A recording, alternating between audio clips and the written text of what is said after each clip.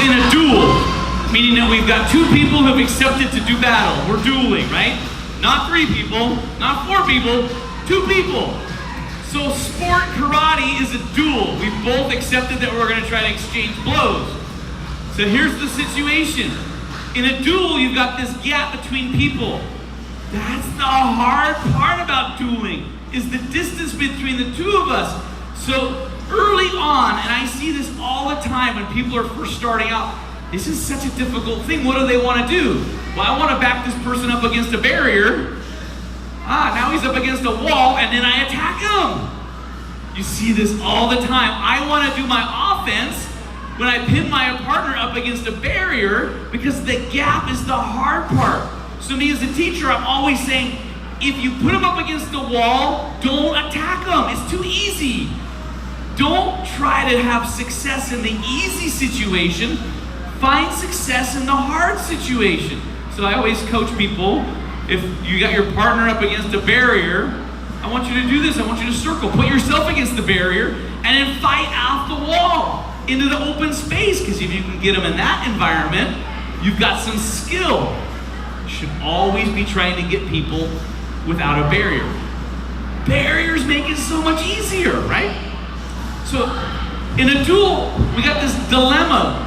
So today we're going to discuss entry ideas, concepts to help me go from this distance into a distance where I can do something in a somewhat big bang for a little risk, that kind of environment. So here's the first concept. First concept is this. You're like a puppet master. You're pulling the strings of the match. Nobody knows you're doing it except you.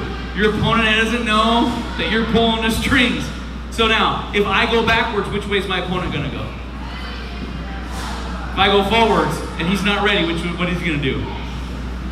Right? I go to the left, which way he go? He mirrors me. This is so normal. It's so common that your opponent will mirror your movements. Now, if that's happening, and I move and they move, and I move this way and they move that way, I can predict which way they're gonna go. And so when that happens, we're the puppet master, we're putting them in a place where we know that they're gonna be, and we set up a trap. The trap is a back leg roundhouse kick to the head.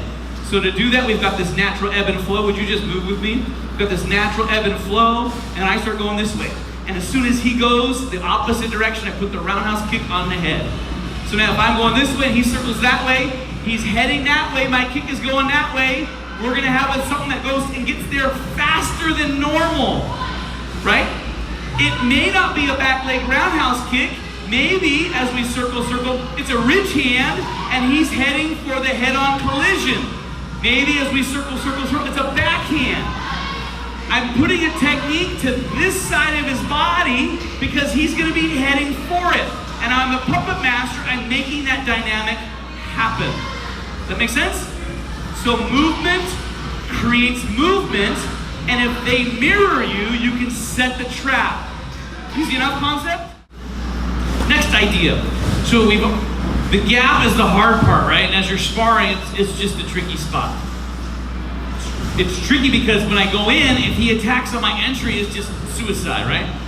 So now I got this double-edged sword. I gotta get him, but I gotta avoid his offense at the same time. So another concept is to look and identify patterns.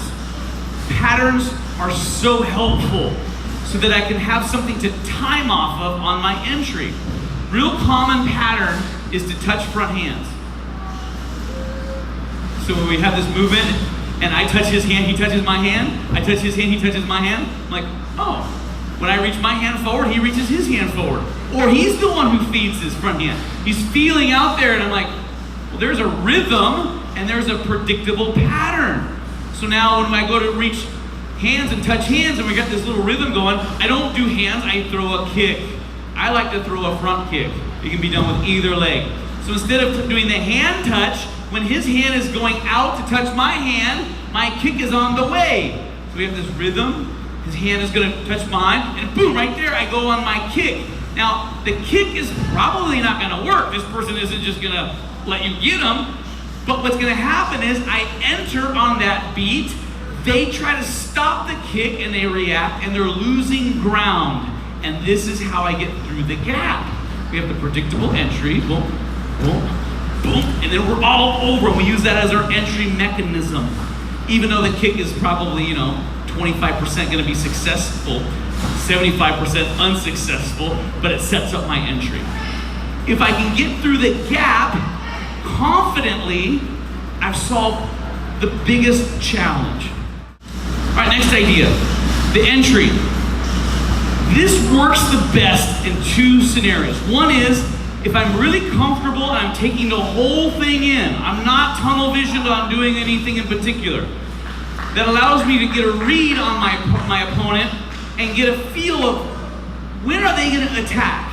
And if I can kind of stand back and go, yeah, I can tell when they're about to go. This is a good way to interrupt it. It's called jamming. So when we're moving and we're negotiating, would you move with me, Dustin? And we're negotiating as they start to do their whatever they do, get happy feet, slow down, get focused eyes, whatever it is. We want to attack them when they want to attack us. We do offense when they are wanting to do offense. So here's what happens. They're figuring out this puzzle of distance. They're putting together their offensive strategy. Then they implement offense, and it's so hard to switch gears instantly from offensive mind to defensive mind. And so when he pulls back his hand to do an attack, and I go this way with knee and elbow as a shield, and I just go right into his space at his offense, it gets me into a distance where I can attack. So if we're just moving, and I just come in this way, at that moment, just bump into each other, that gets me through the gap. Now, what if he throws the technique? I come here and he throws the technique, but I'm ready for a blow. I got my shield up, and as soon as that collision happens, I go and I do my offense. So we're negotiating. I come in, and then I go and I do my offense after I've entered behind the shield. The second time when this is nice is when you do your attack and your partner or opponent has a heavy retreat. So would you back up? I go like this, and then they're just out of range. I can't quite reach them. So for somebody who covers a lot of ground backwards, we start to do this, and then we're able to cover more ground because we're able to hop behind the shield. It allows us to, in essence, make this leg no longer our back leg, but our front leg, and then from that position we can then launch our footwork. Does that make sense? If you can get a read and you know when they're going to attack, you can enter behind a shield at that moment. If they're a heavy retreater, you can cover some distance and cover more ground with the shield entry. All right, final concept is when you enter through this gap, and whether you time it off of a rhythm, whether you time it off of predictable movement, however you time off your entry, your very first attack as you go through the gap is going to be lower risk and higher success if it's a center line movement. So if my first move is a front leg roundhouse kick, the risk is he could enter forwards on the round kick. He takes the center. If my first move is a front leg front kick and he enters, he runs into the front kick. There's a difference. If my first move is a front hand ridge hand and he enters, he's got me. If my first entry is a front punch down the pipe, he's got something to worry about. So when I go through the gap, if I do something that goes around as my first offensive movement, it's going to be less successful. It takes a longer path, and then it's vulnerable for him to take the center line and come in on me. My first move is down the pipe. He's got something to always worry about, right? Now, I'm not saying movements that come around have no place. What I'm saying is it's harder or less successful to make that your first move. Make your first move something that's down the pipe, and then you can come and do your looping movement. You're gonna have more success in that route. Sound good?